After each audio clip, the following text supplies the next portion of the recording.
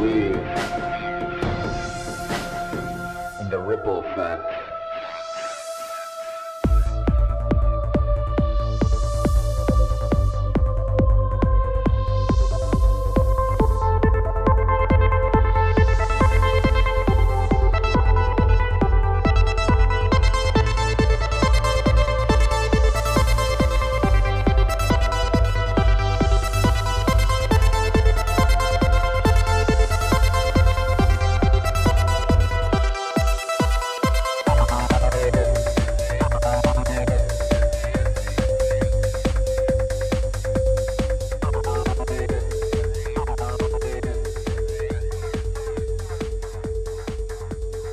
What's up? Another episode of Ripple Effect Podcast. I'm your host, Ricardo Rendes, also known as Ricky Branson. A great episode for you today.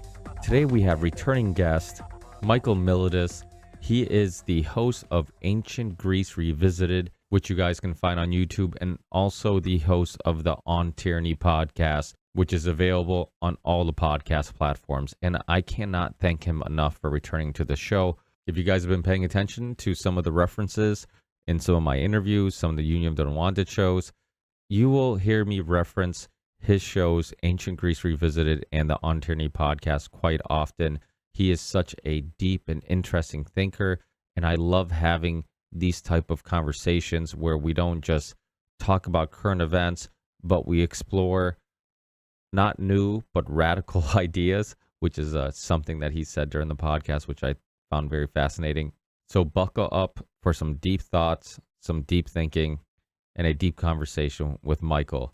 With that said, I have to get this out of the way. Of course, like every intro, is this a value for value show? If you can financially support the show, there's plenty of ways of doing it. And if you do, from the bottom of my heart, I truly, truly appreciate it. I know the future is uncertain and all the craziness in the world. It's hard for people to invest or spend any money in something that's not a necessity. But if you get some value out of these conversations, if you get some value out of the show, the Ripple Effect podcast, if you appreciate what I'm doing, please consider giving some value back. We have a PayPal account if you want to donate that way. We have a Patreon page if you want to donate monthly. We have a crypto wallet if you want to send Ethereum or Bitcoin. We have a merch store, which has tons of new stuff, new t-shirts, new logos, new designs, new mugs. So please check out the merch store. You can also support us by listening or watching us on Rockfin, which is a video platform where you can tip the content creators, and you can also support them just by watching their videos on their channels. And there's tons of great content creators on Rockfin, so please check that out. Last but not least, if you're at a crossroads in life, if you're looking for a community, if you want to expand on some skills, or if you want to learn some skills, some valuable skills, please consider checking out Richard Grove's The University of Reason. Also, you hear me talking about vitamins and supplements all the time on the show and how it's changed my life and how important it is to get vitamins and minerals and the right nutrition into your body. And if you're looking for a reliable website where you can find some of the most popular and high quality products and supplements, check out Miriam Hamneen's supplement store in the show description. Also, if you're in need of an artist, Johnny Larson, who's been doing my last couple logos for the Ripple Effect podcast merch store, does amazing work, really reasonably priced, super nice, and will really go over and beyond to try to get you the logo you're looking for. So if you're starting a show, if you're writing a book, if you're starting a band, if you need some type of art or logo for something, check out the show description and hook up with Johnny Larson. Let him know you're a listener of the show, and I'm sure he'll hook you up. And remember, you can find all these links and much, much more on the rippleeffectpodcast.com. So please check out the rippleeffectpodcast.com to see all the video platforms you can find my show, all the social media platforms I'm on, and you can also find links to all the ways you can financially support the show. If you can't financially support the show, please don't worry about it. All I ask is you review the show, tell people about the show, subscribe to the show on all the platforms I'm on, and doing all that will help fight against the algorithms that are suppressing shows and conversations like these. Thanks again, guys, from the bottom of my heart. Hope everyone is well, and I will see you on the next one. Peace.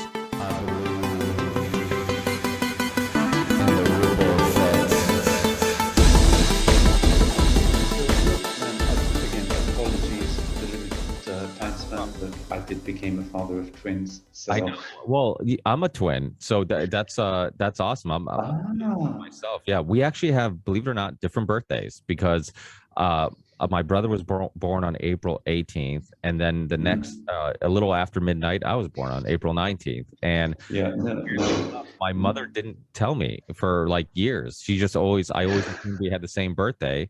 And then one day in Oh, school, I was filling out some paperwork, and the teacher's like, "That's funny. Like on our paperwork, it says that your birth certificate is it says that you're born April 18th, not 19th." And I'm like, "Oh, that's silly. I'm yeah, a twin. Of course we have the same birthday."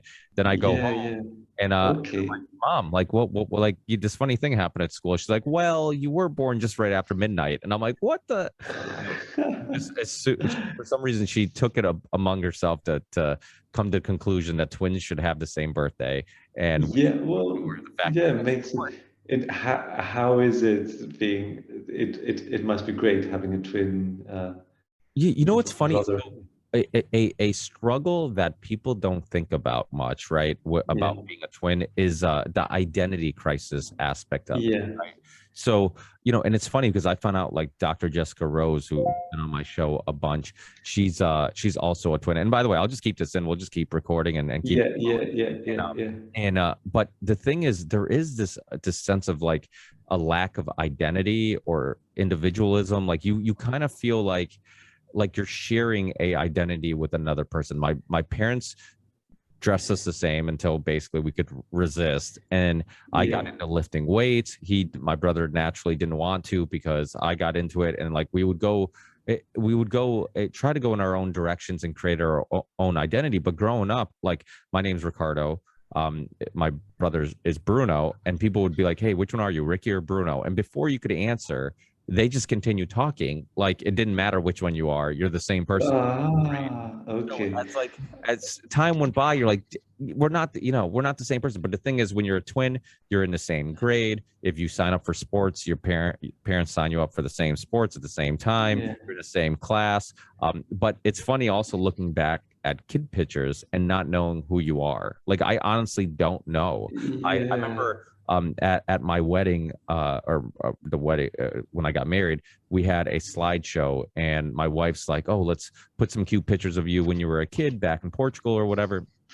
And she's like, I'm like, "Yeah, that's great," but I'm like, "We have to put pictures with both my brother and I." And she's like, "Why?" Because I'm like, "I'm not sure which one I am," and I'm like, "I might have a whole slideshow with pictures of my brother at my wedding." Look, yeah, again, keeping it very short.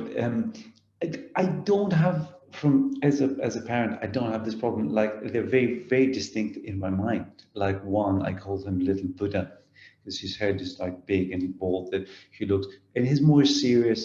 They're like a month old, right? But he looks more serious. And when he wants, he cries for specific reasons. He's hungry. He's blah blah blah. And the other is more playful. Is a bit smaller is like a little seal face kind of, and he kind of just randomly cries randomly, so to me they're very distinct, very distinct, although on occasion of course I'll mix them up, but very distinct people, so I think that might help, because I don't I, I never refer to them as together, it's like him or he, and when I hold one it's like I have just one, and I don't think, and then I put him down and hold another and it's like the other, so but it's a good point to keep in mind for sure, but seems like you turned up well, from where I stand. So, Thank you. but,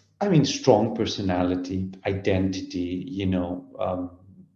dissident views that I like. So all this. So let's do it. Let's do it so as to get more juice out of it.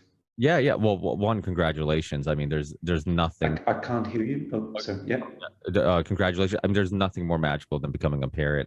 Every person in my Mm-hmm. life told me it was going to change my life, and I'm like, yeah, I get it. It's life changing. And then you become a parent, you're like, wait, I didn't get it.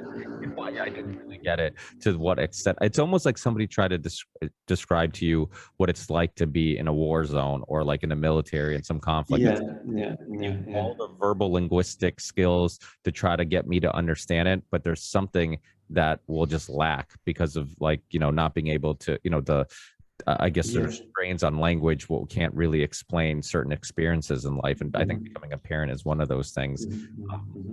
And you're a man of deep thought, and I think that becoming a parent only dives you deeper into more. Yeah, it does. It does. It does. It does. Yeah. Cool. Well, one thing That's it. That's it. I wanted to run through you because this is something that I've been entertaining a lot. One, I love the fact that some people might have ran into Alexander Dugan, then Michael Millerman, then yourself. I ran into you, then Michael Millerman, then Alexander Dugan. Yeah. And I've Yeah. become such a fan of Michael Millerman and Alexander Dugan, and I keep last time you were on the show, I remember like soon after I really started kind of diving, and then he was on the Unregistered podcast, just like yourself with Thaddeus Russell. I had Thaddeus on years ago on my podcast, and one thing I love about doing the show is that I get to take what I think are really interesting people and thinkers and bring them on and hopefully expose some new people, a new audience to those people. And when I saw that he had you on, I was super excited because I'm like, oh, this is awesome. Because Thad is one of those guys that just really enjoys people who go against the grain or look at things differently, and that's what I try to do on this show, and that's something that I think you really enjoy too, and also Michael Millerman. But what I've been talking to some people about, and I proposed this idea about Alexander Dugin, because he has, for people who don't know, he's a Russian philosopher. He's been banned off YouTube, which is absolutely insane. I mean, he's a thinker. I mean, how can you ban somebody for just having ideas? And but when last we spoke, the conflict in Ukraine hasn't happened yet, and I diving deep into Alexander Dugin, I'm curious because of his views on modernity, his views on postmodernism, all these things, and kind of like Western liberalism. I wonder if some of that is the reason why the West dislikes Russia so much, because I think some of their culture and mentality is very anti-modernity and post. Would you agree with that? Because you know much more about his thinking and his philosophies than I do. What do you think about that? So yeah, it's funny how you went from me to Michael Millerman and stuff, because I consider Michael Millerman a teacher and a friend. And the truth is that, ironically enough, I kind of try to suck all knowledge out of Millerman as much as I could. Obviously, I just peeled like an onion surface. Apart from Dugin, okay, because his Dugin, there was something about Dugin that it did not click to me. I did not dislike him in any stretch of the imagination. In fact, I had a very good vibe, if I may say so, out of him. He has this almost childish enthusiasm about ideas that I love. You could see it in his eyes. He's a real philosopher. I understand he's been linked to the Russian regime and Vladimir Putin specifically. He's been called Putin's brain. But I don't see that in him. In other words, he is a philosopher. He is someone that could spend the rest of his life talking about ideas, and I think that's the feeling I got from him. Now, as to his ideas, they just did not click too much, although there's a lot of overlap between what I'm doing in my show and what he's saying, obviously in greater depth. So it's funny how when it comes to Michael Millerman, I enjoyed greatly his knowledge on Leo Strauss and Martin Heidegger specifically, but not as much in Dugin. Now, having said that, Dugin has this idea about a multipolar world.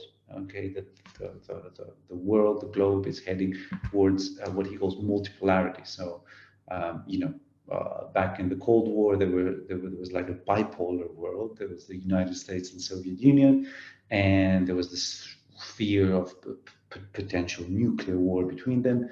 Soviet Union falls. Vladimir Putin called it the greatest geopolitical disaster in history. And for a moment, you had a unipolar world. And a lot of people took that very seriously. And they were talking about something called the end of history, which is a very strange concept. It doesn't mean the end of time, like chronological time. It's the end of significant events. and significant events are always events that change us.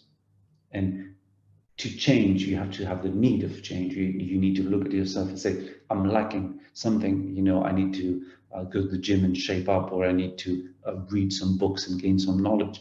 If you look at yourself and say, I'm the best that can be, you're not going to change. So the idea was that there could be the late 90s, perhaps was that time, 1990s, where it seemed like the West looked at itself and said, that's it, point achieved, and there's no reason to change. And it was just about growing it from the West to conquer the whole. And there was a lot of reasons to believe that that would be the case. China was becoming westernized, Russia was becoming westernized, sometimes in the most vulgar sense. The McDonald's opening in their big metropolitan cities was enough sign of westernization. So it seemed like it was really going into a unipolar world, and Dugin said, no, this is not going to be the end. It's not going to be the end of history. They're going to be the next step is a multipolar world where still you're going to have the United States with its culture, a very strong pole, sucking up perhaps much of the Western world, and Russia, or rather as he calls it, Eurasia. So this great, if you see it on the map, great geographical area that stretches from Europe all the way to Japan. That is going to be a different thing with its own rules, culture, norms, not a liberal democracy. Something different, something fitting to the people, to the soul of that place, and then perhaps China, yet another pole. So now I see what's happening, and I'm like, perhaps I kind of underestimated the man. Perhaps he was right. There's still, perhaps in the way he says things, it's still not clicking. But what he says, I have to admit, I see it unfolding. Okay, so there are many reasons to study him, and Michael Millerman is his principal translator in English, for sure, just to understand what's happened, I think. Why do you think people find him so dangerous? Why do you think, for example, a philosopher, and I agree with you, I think he is a pure philosopher. He truly enjoys just exploring and challenging ideas. And, I heard Michael Millerman, I don't know if it was the conversation with you or the conversation with Thaddeus, talk about how the progressives or the liberal West would always talk about, like, let's try to understand the other, the minority. And it's like, well, who's more other than Alexander Dugin? Like why can't the other be somebody you disagree with? And you get what I'm saying? Yeah, no, I understand. It's just about the propaganda. It's just about the way he's presented. We live in a very strange age. It's getting not stranger, but different. Last time we spoke, it was all about the pandemic. We had some shared views, and now it's all about Ukraine, and we still. And it's very sad for me, being a philosopher myself, to to see this flattening of public opinion, whereby it seems to me that the media do not even need to exert any effort. They just tell you almost the orders of the day. Today we hate this person and we love this person. Done. We love this other. This is what we believe, and people just follow. I don't think people have reasons to hate Alexander Dugin, or that they can articulate it. They're just being told, and I'm not going to dive any deeper on that because I don't think there's more depth. I think analyzing it more would be just giving it too much value. I think it's as flat as that. And don't Dugan's almost a perfect example of how censoring somebody doesn't work, because when I found out he was censored, it was like the forbidden fruit. I was only more attracted to it. I'm like, what about his ideas that are so dangerous? So that was to me a perfect example of how we should be sharing and challenging ideas openly and publicly. and maybe hopefully that's what Elon Musk has in store for Twitter. And so who knows? Because I mean, I have mixed feelings about him myself. But Yeah, myself included. yeah, do you want to share any of those? No, I'm like, again, it's a very flat view. Now he's hailed as this savior of humanity, and I just don't think that people who reach that position um, are inherently the type of people that are going to do good for humanity. To take that point and segue and connect it with some, of things we said, spoke about Michael Milliman, and Milliman is a scholar of Leo Strauss. And Leo Strauss, again, forbidden fruit, German Jewish philosopher in its truest form, again, true philosopher, moved to the United States. He taught in the University of Chicago, and he taught political philosophy, which is a much, much needed branch of philosophy. Because I think if there's one thing that we don't understand, it is the sense of the political. And Strauss made this. He reminded us something that political philosophers have been telling us from the start, that the type of person that becomes the so-called prince, the Machiavellians, is different from the type of person that becomes the philosopher. Okay, and there is an interplay between the two that someone like Leo Strauss uncovered. There's talking about ancient Greece, there's a work by Xenophon called On Tyranny, which I took as the name of my podcast. And in On Tyranny, you have a philosopher called Simonidis, and he speaks to a tyrant, a real historical tyrant. And it's a very fun dialogue because the tyrant complains that he reached that peak and he's not getting much joy now because he has to watch his back, and he always doubts whether people love him for who he is, or it's almost like a Woody Allen kind of tyrant where he has too many sensibilities, it seems. But one way to interpret it is that it's very typical of this polarity. The man who can hold a grand scheme of humanity in his own head, truly, and understand the shortcomings of grand schemes in general, and understand that they're always like best efforts and take human flaws into consideration, and the person who can just take his sword, thrash through all the barriers and reach the top, and it's almost like these two are speaking from different peaks, and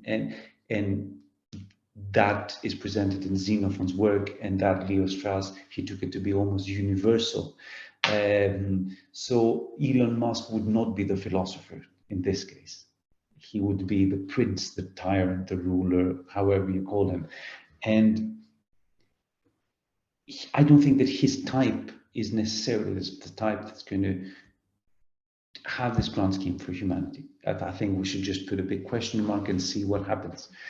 It's interesting. It's a very interesting change. I'm happy that it happened, but I wouldn't wave my flag as people wave their flags just to finish up this tangent for Donald Trump. There were a lot of YouTubers out there I can name. Stefan Molyneux was one. Paul Joseph Watson was another. There were all these, kind of right-wing conservative YouTubers that just hailed Donald Trump. And I'm like, why? Is it just because he's pissing off the enemy side? I mean, that's half of a reason. But in all seriousness, you can't believe that this person is going to uphold the virtues of Western civilization that you hold so dear. And it does not mean he's a bad person either. He is who he is. He is a businessman. He's a salesman. Donald Trump is. He's a kind of bandit kind of person, and he rose to the top, and good for him. You can't expect him to be the philosopher as well. There's always going to be this dichotomy, and that's where revisiting the ancient works of philosophy, it reminds us of these subtle things.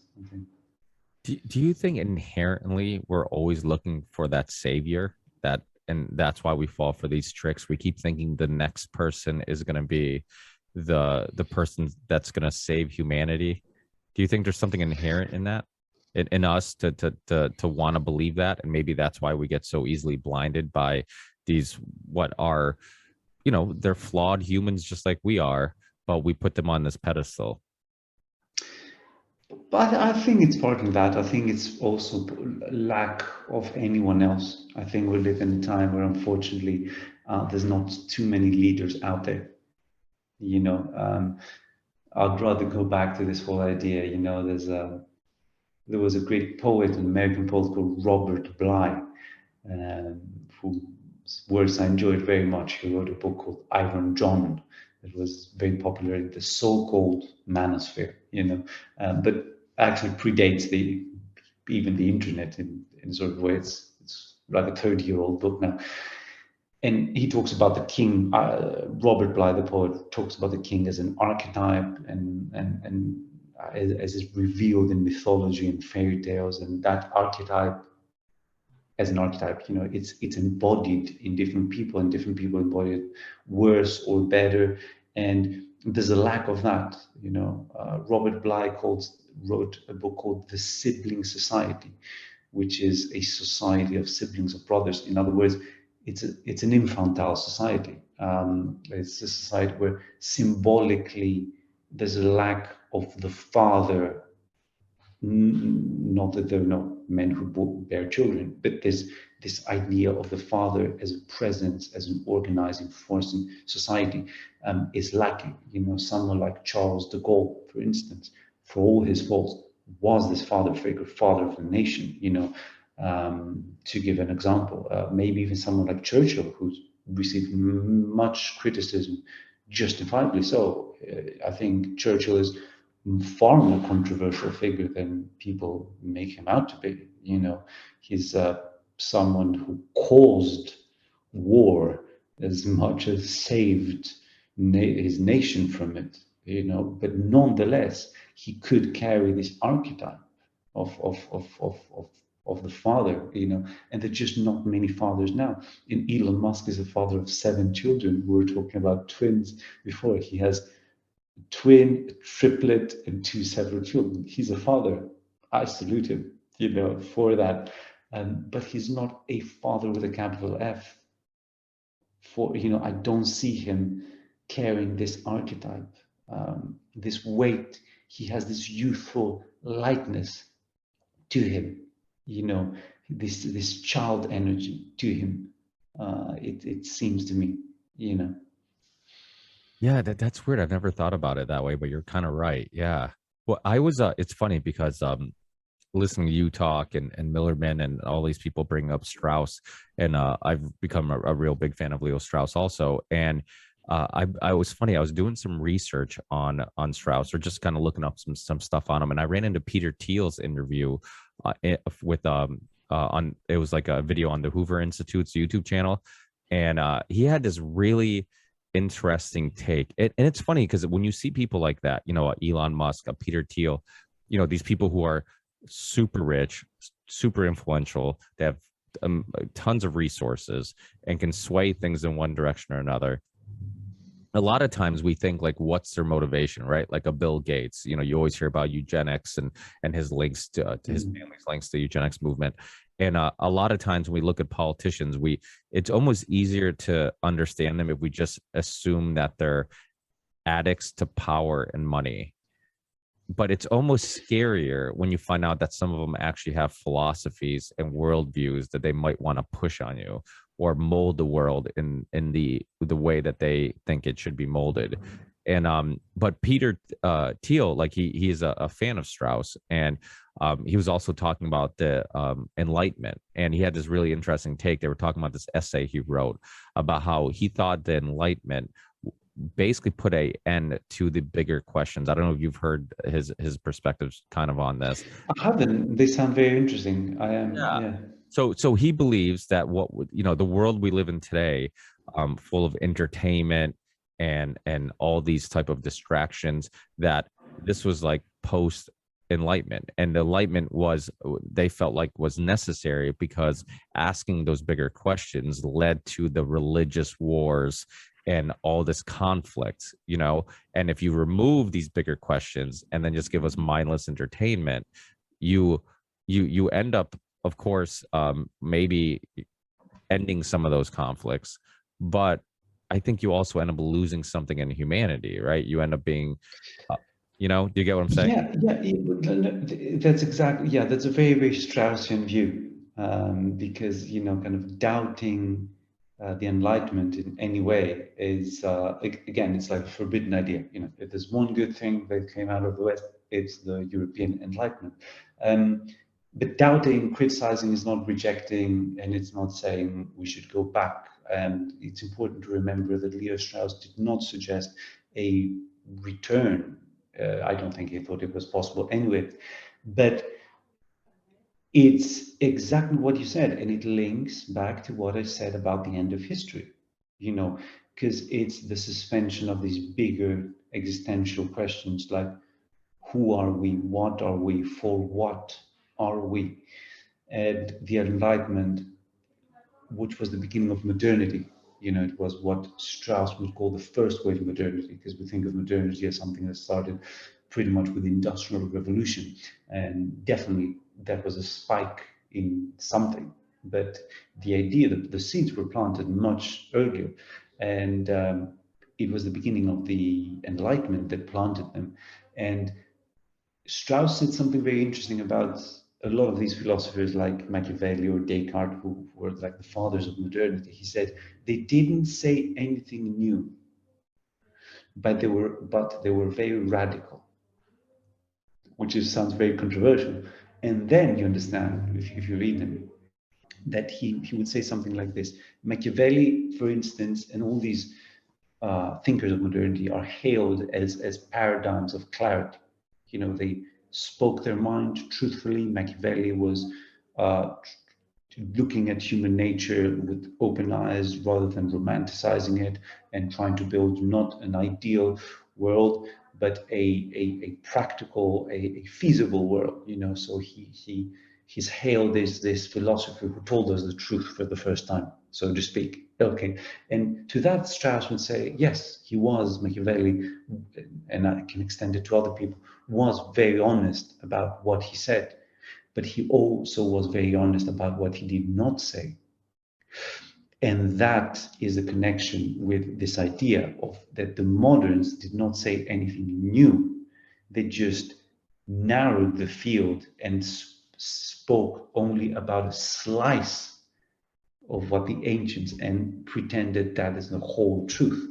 So, for instance, in the realm of science, the ideas of the material science that we have inherited today, where everything can be reduced to basic particles, whether molecules or neurons, etc. This idea existed in ancient Greece. Epicurus was someone who espoused it, and not accidentally. If you read Epicurus, it's almost like reading Sam Harris. And in ancient Greece, we visited my show. We had an episode about these two people, Sam Harris and Epicurus, exactly their commonalities, their differences. It's 10 minutes, but we try to condense as much as possible. And unsurprisingly, Epicurus was also led to a form of atheism using this material science. And unsurprisingly or surprisingly, Epicurus also reached to conclusions relating to something that we would call today the quantum base of consciousness. So you know how material science has troubles dealing with consciousness.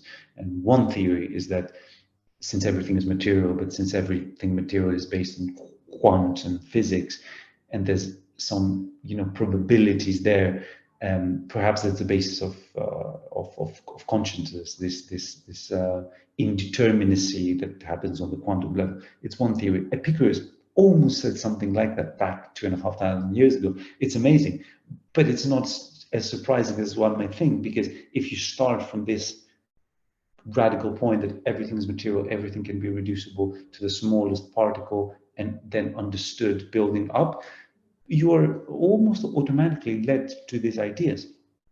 So that's a very modern idea that existed in ancient Greece. Someone like Strauss noticed that when the modern philosophers, Isaac Newton, Descartes, Galileo, brought back this idea, they didn't say anything new. Epicurus had already spoken about this. They just said only that, and they did not include uh, the idea of a soul, the idea of forms, the existence of forms, the existence of essences, that you see a tree and that is definitely built by matter, and matter can be reduced into particles, but it also has a shape that allow it to grow.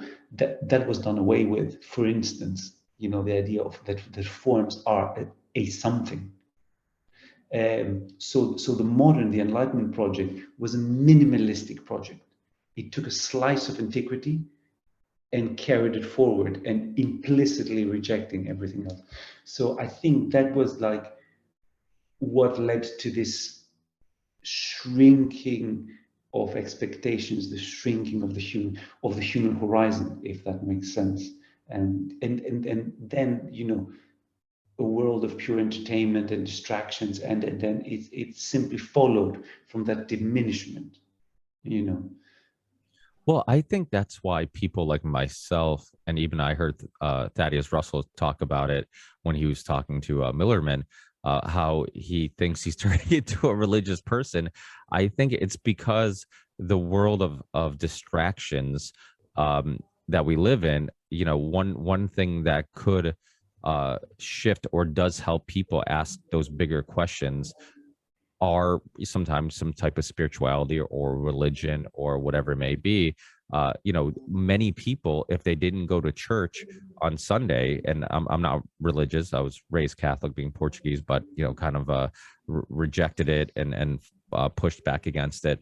And but I'm coming around in regards to appreciating it, because I see friends of mine that they go to work, they take care of their kids, they're busy, busy, busy. They don't even have time to ponder on those deeper questions. And then they go to church on Sunday, and that's what they do. They talk about morals. They talk about how we should live our lives. And even if you don't always agree with what they're saying or their perspectives on things, at least they're asking the questions, which I think would be missing if they didn't have that religion or that church or that community asking those bigger questions, and making you not point, or preventing you from not only pointing your finger outwards on like, oh, how can they be a better person, but maybe pointing inwards and how can I be a better person. And yeah, go. No, no, yeah, I mean, that is, but that is again a very, very restricted view of religion. I think all these things talking about, you know, all these efforts, as genuine as it might be, they ultimately hit upon the horizon of modernity, which is a very short horizon, both time-wise, it's very recent, and philosophically, for the reasons we just said, it's a diminishment. Um, so, for instance, to go to the other extreme of spirituality, we can talk about psychedelics, and lots of people are finding spiritual experiences through psychedelics. And it was Carl Jung who said that there's no greater tool to convince someone of the materialist view than psychedelics, because psychedelics are a chemical compound, there's no doubt about that, and they can induce something that, at least when experienced, is experienced as a spiritual epiphany. So you take a chemical, you can write it on the blackboard, a specific chemical, you can draw it, that's what it is, we know what it is, very simple or not so simple. You take it and you see God, or you claim to do that. And Carl Jung, the great psychoanalyst, correctly, in my opinion, he said that that's not a tool to get you out of that box of modernity and of the post-enlightenment. It's actually a tool that gets you right in, because it confirms that everything is material, everything is just chemical reactions happening in your brain, and there's nothing more. But So also, and you see. I was going to say, but couldn't it also do the opposite? Because you could also argue that what it does, it reminds you that everything's perception. So even the external reality, there's like external reality and the internal reality.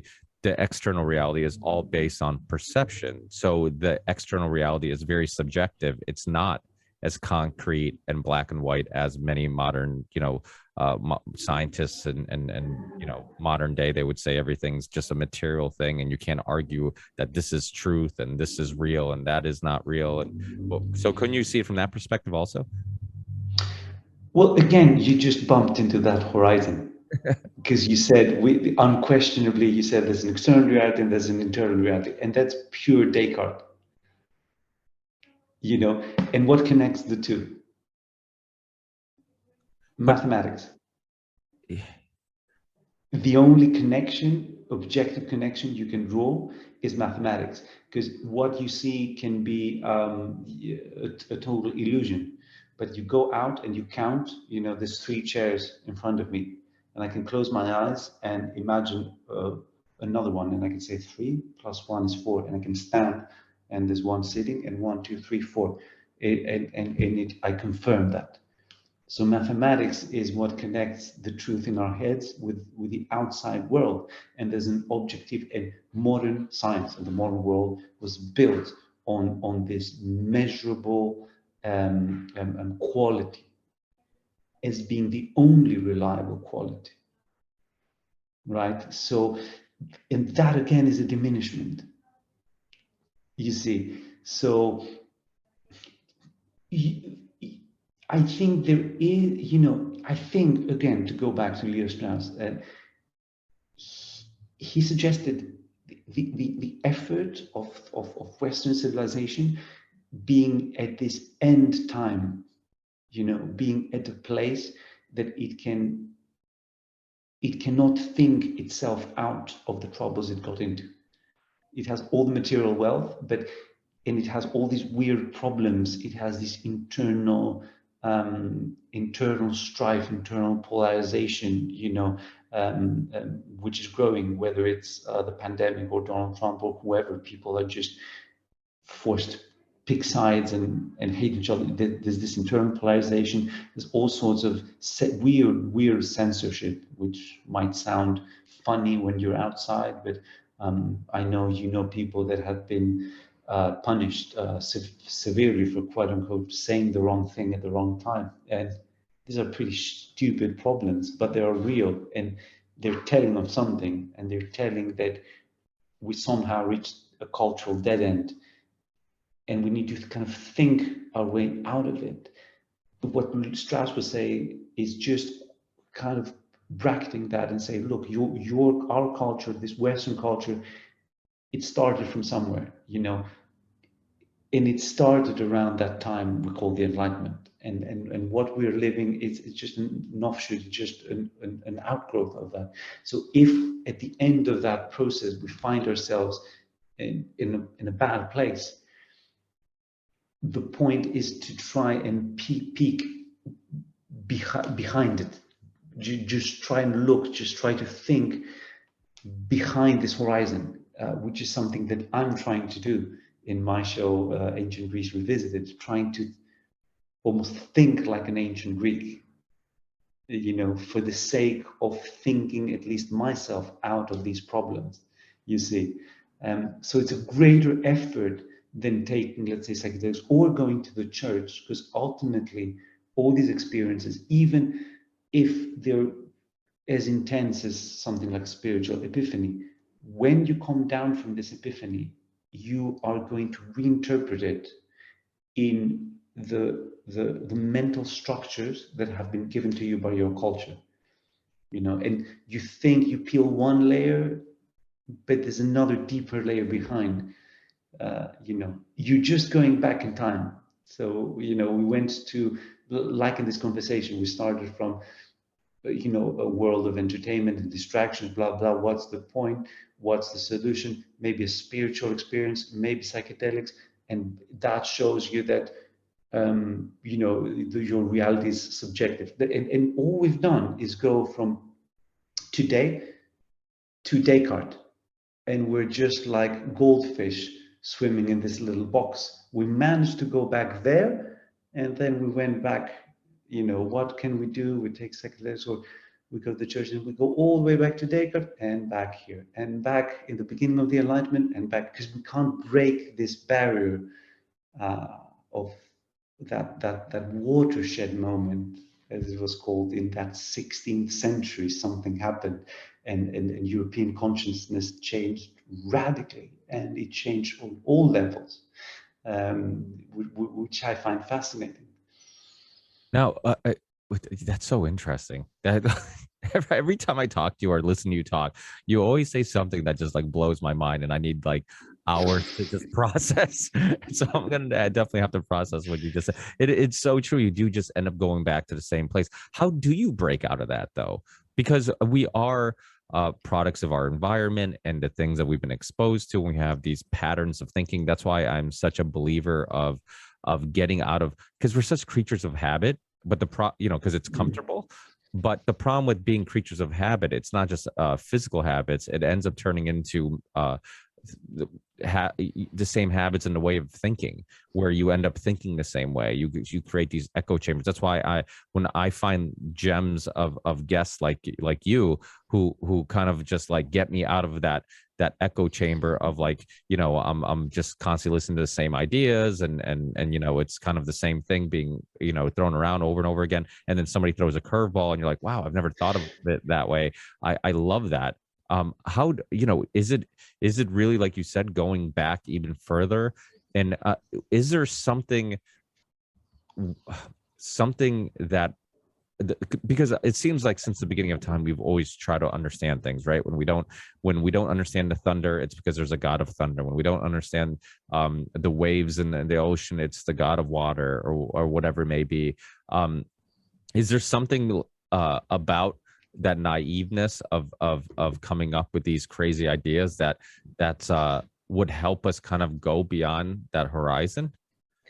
Yeah, well, I think the only place through it is what used to be called logos, okay, very commonly speech, or poetic speech. I think, and that's just a hunch, okay.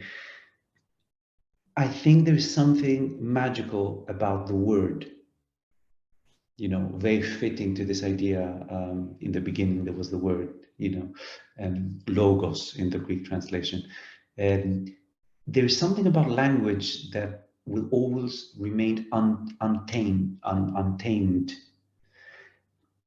I don't know exactly what it is, but I think language is a spring of eternal youth.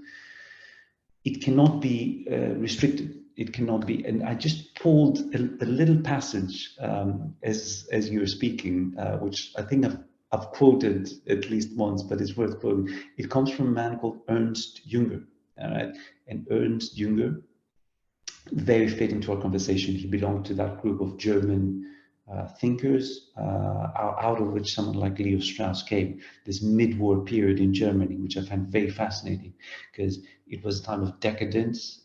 It was the time that brought about the Nazi regime on one hand, but it was a time where many great minds sprang out of, so it needs to be investigated further.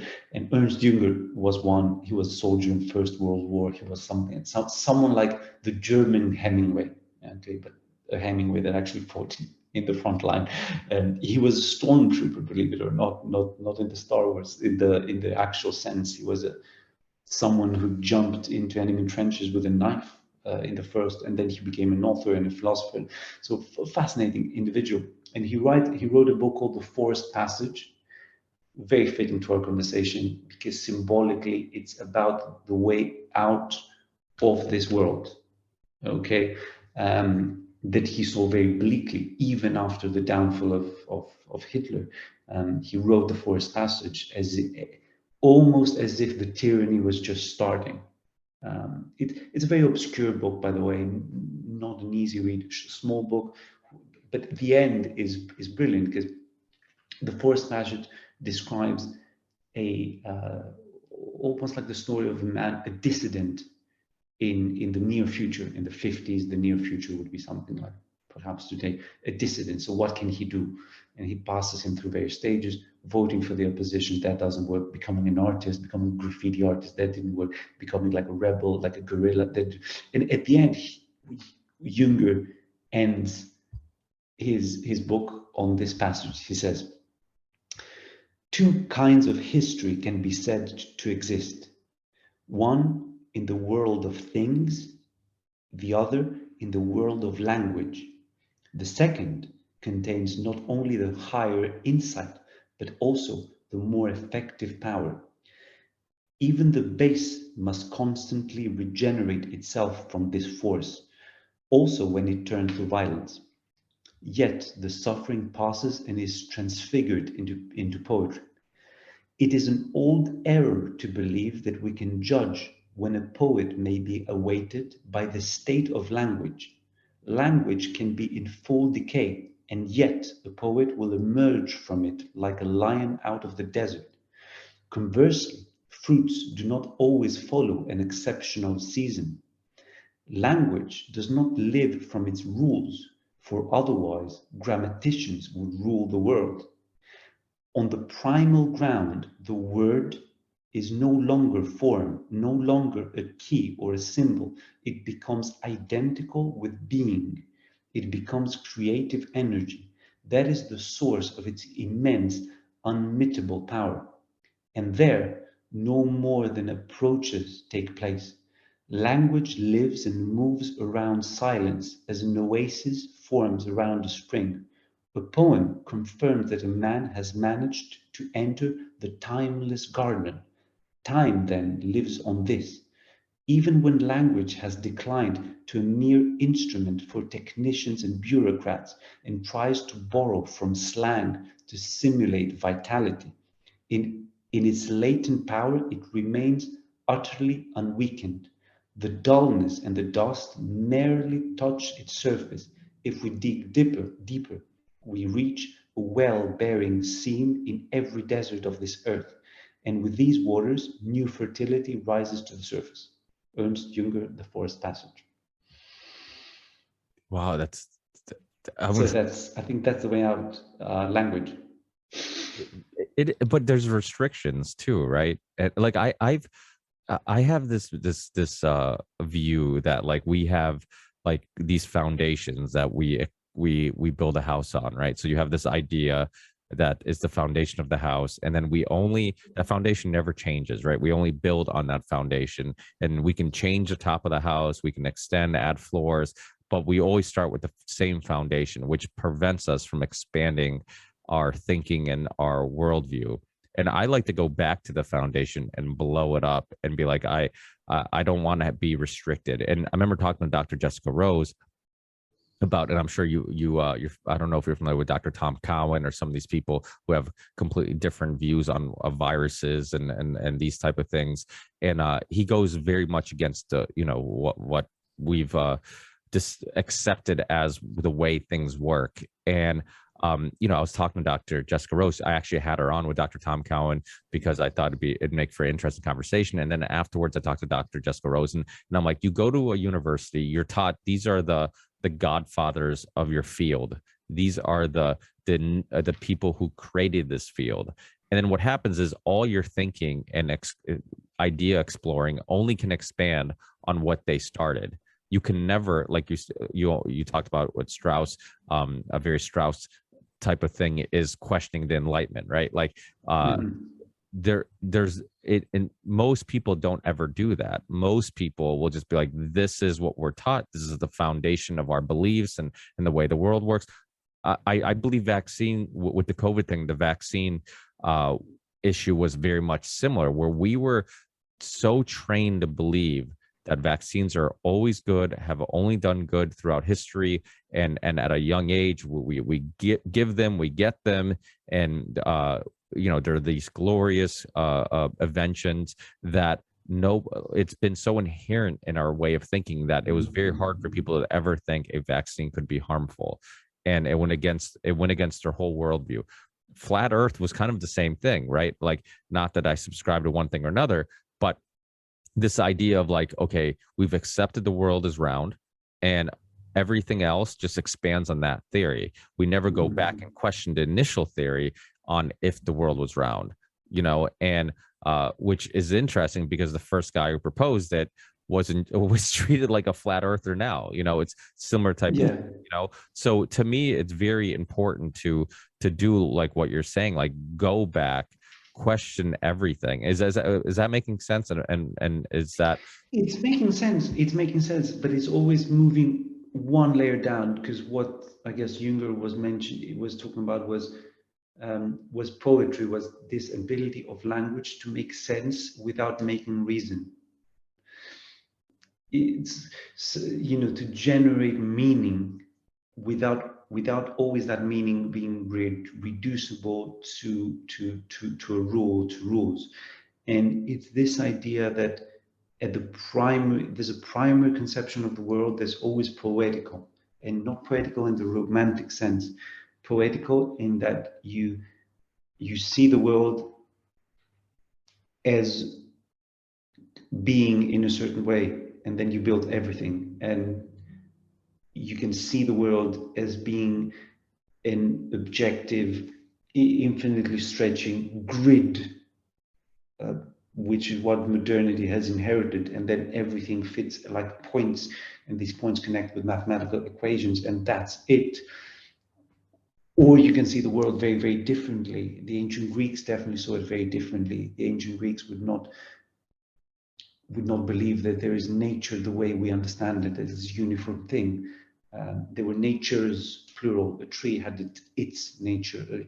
A cloud had its nature, and these were things that came in and out of existence over a background of nothingness.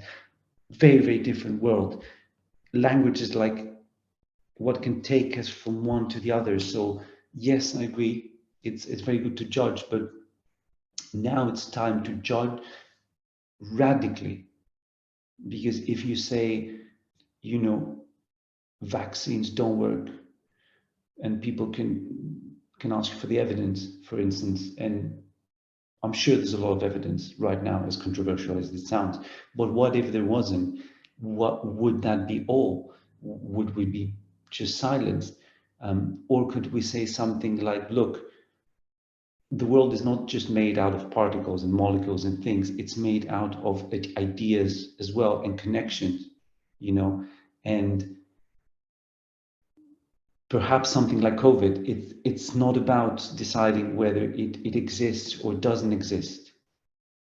It could just be a framing of reality. It could just be a case where people say, look, we have these instruments that measure the body, and you have a body. And if these instruments show a combination of measurements, that's COVID. Perhaps it's not a thing, but we're addicted in believing that everything that exists, it's a thing. And because these symptoms exist, then we infer that COVID might be a thing, a virus that we can hold. Maybe it's not. Maybe the point is not flat Earth or no flat Earth. COVID exists, doesn't exist. Maybe it's being more radical and saying maybe we have misunderstood the nature of reality because we're based on a thing like understanding. And perhaps there's a phenomenon with us that can show up as lights flashing on certain instruments. And that's objectively true. But maybe it's not a thing. So I think these big debates that are censored are still restricted. I think we need to just be more radical than radical today, if that makes sense. it does? That's And with that, I know. I would ask you to draw this to a close, Could you let people know because where they can hear your podcast and so your show? yeah. So Ancient Greece Revisited, it's our YouTube channel. It includes On Tyranny, which is a podcast. Again, I've spoken to a lot of great people, such as yourself. We have an interview with John Waters, well-known dissident, Michael Middleman. We had one with Michael Middleman. We had another, Tom Rassel, talking about Indo-European culture. There's a lot there. It's a sideshow. Our main show is still Ancient Greece Revisited, and you can find us on YouTube. Awesome. Thank you so much. Congratulations, and hopefully we talk again in the near future. Absolutely. I love these talks, and we will keep in touch in many ways. Absolutely. Thanks, Michael. Take care. Likewise.